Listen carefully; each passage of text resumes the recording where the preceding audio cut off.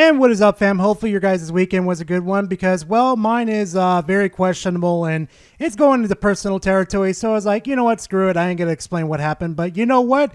You guys ain't here for that. You guys are here for the salt. Now, usually here we don't dunk on developers, but you know, we usually dunk on like the Nintendo Switch fanboys, or we dunk on the PlayStation fanboys, and hell, once in a while, if they show their ugly face, the Xbox fanboys. And oh boy, do I really love dunking on the Xbox fanboys. But as usual, before we start this video, please make sure to grab yourself a snack and a drink. And hey, don't forget to do all that sellout stuff by liking, commenting in the comment section, and subscribing to the channel.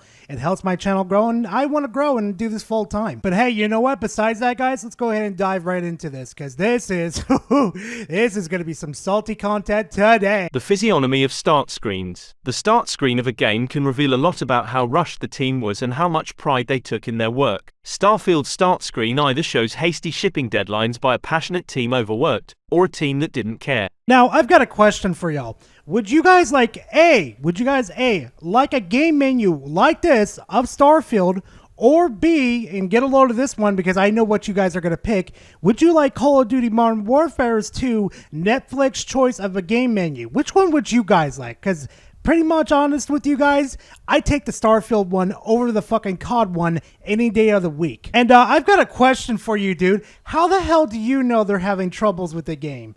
How nobody else except for the reviewers that are reviewing this game right now, and people that actually worked on the fucking game, and possibly people at Microsoft that have looked at this game, are the only people that know for sure what state this game is in. And I hope to God when Starfield comes out, I hope to God it's a fun game. Maybe some bugs here and there would be perfectly fine, but I'm going to tell you right now, just basing this off of the fucking title screen is one of the dumbest idea I have ever seen you posted on Twitter or X or whatever the hell you want to call the website these days. And oh, we're not done yet, guys. He keeps going. Sadly, I wish these people would learn to fucking stop in their tracks. But you know what? Let's keep going. It's more salty content for you guys. Start screen are often done at the very end of development. Teams are too busy making the core game. It's quite common for the start screen to completely change once the game is shipping or on patch 0. Teams that take pride want to put a good face forward and will often redo these just prior to game going live. Yeah, I really doubt they're going to change it just due to the fact that the UI looks like it's already implemented in.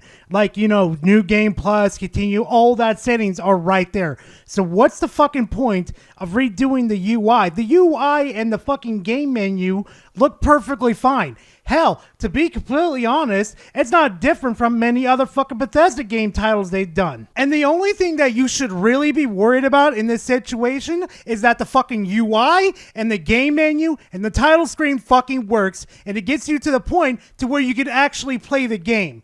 But you're so worried about the title screen looks really boring. There's no explosions. There's no over-exaggeration. There's no Netflix. There's no explosion. There's nothing. It's just boring and bland. And you're more worried about the title screen instead of the game functioning and get you into the game. Jesus Christ with these people, I swear, guys. This is an IQ test. Anyone who thought I said the start screen determined the quality of the game failed. Yeah, no, sorry. What you basically said at the beginning of the fucking video is exactly what you meant. Don't even try to damage control this whole situation. Well, that's not what I said. I know what I said. I didn't mean it that way. Well, if you're going to say this is a bit of an IQ test, well, I have a bit of an IQ test that you failed yourself. Are you going to tell everybody about you squandering $3 million fucking dollars on a promotional bus for Firefall? Yeah, get a load of this one. This big brain individual over here, guys, spent $3 million on a promotional bus of his game instead of, I don't fucking know, sending out review codes early or saying, hey guys, here's a big announcement for our new game, or B, invest that money back into my game studio, the one that I founded, you know, the fucking Red Studio, Red 5 Studio, whatever the fuck you want to call it, so my fucking employees feel like they still have a future there so we can work on this game and actually make millions off this fucking game. But hey, you know, common sense with CEOs these days aren't very common. The graphic designers who analyzed and trashed the X logo as a huge failure for Twitter are now defending Starfield's start screen, literally flipping their positions. Interesting.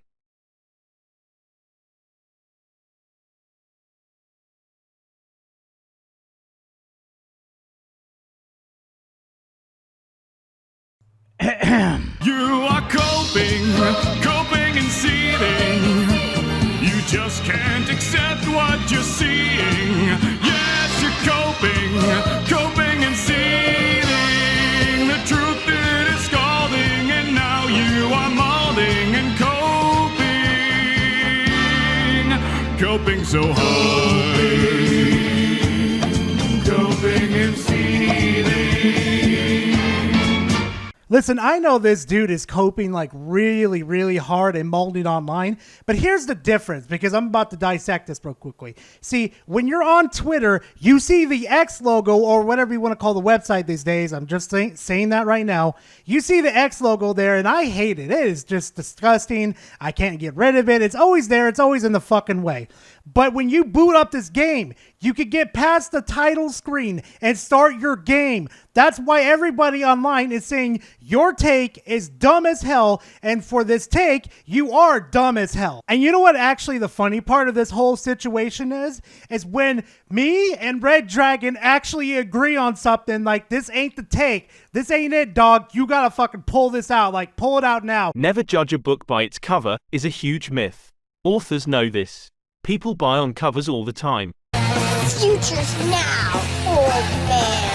You see, before the internet was ever a thing, yeah, okay, sure, yeah, people used to buy it on the covers, 110%. That I can understand. But since we're now in the future now, and we can access the internet, get reviews by people, get short summaries of the books of what it actually is, yeah, people these days alone do not buy just off the hardcover. Maybe it gets their attention, yes, but it's not 100% way that, oh my god, this hardcover looks amazing, I'm going to buy it.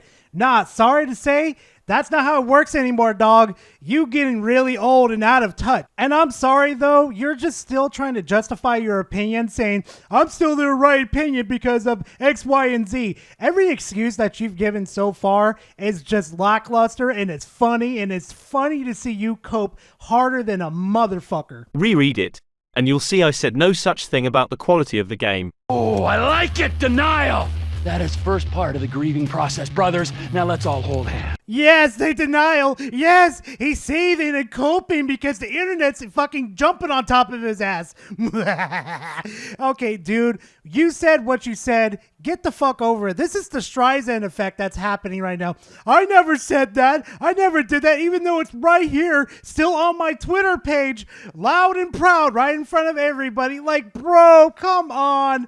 Try a little better to hide it, because the attempt that you're trying to do right now is pretty sad. It's a start screen.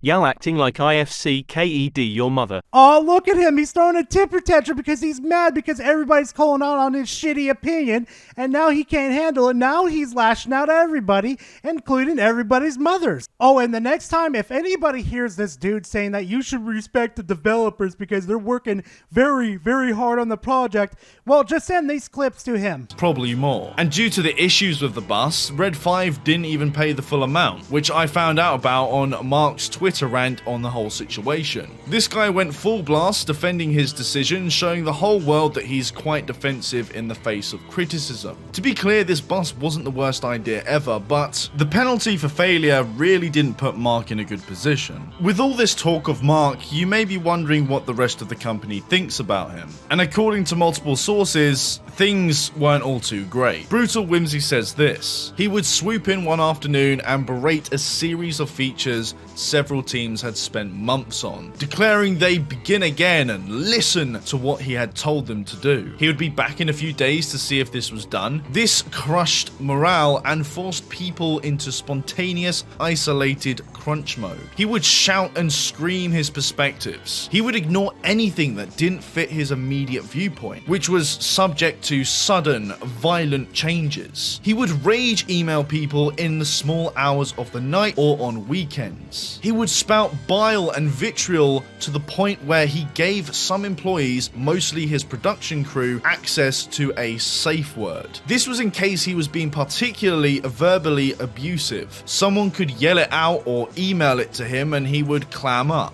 He had the misguided notion that he could write quality fiction and would force feed it to members of the writing team. He's fired people on the spot, berating and screaming at them publicly. He's thrown temper tantrums and objects around the office. Now, if that isn't a chaotic work environment, I don't know what is. But this was just one case. However, in another case of Mark's madness, someone says this: the CEO goes through spurts and can be there for only a few weeks at a time, then suddenly disappears. He tries to compensate by having open company meetings for anyone who would like to attend. But if he does not postpone or cancel, it is nothing but hearing his ideas and what books he read. Apparently you don't have to do a bad job to get fired either, as another source says. The employees are fired not for messing up, but for offending the CEO. In fact, as long as you're in good standing with the CEO, your job will be protected. Most of the upper management, including and especially the CEO, are often AWOL for lengthy periods of time, only to show up one day and announce a new strategy for the project, despite all the talk of an open culture. If you disagree with upper management or run afoul of the CEO, you can expect a short walk to the door. You know, I think this is where I'm going to end the video, because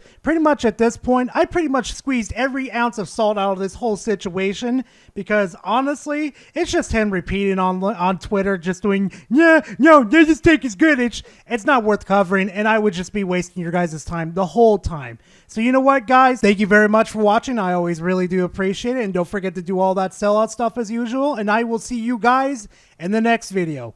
Later, fam. Like a baby, you're like a baby.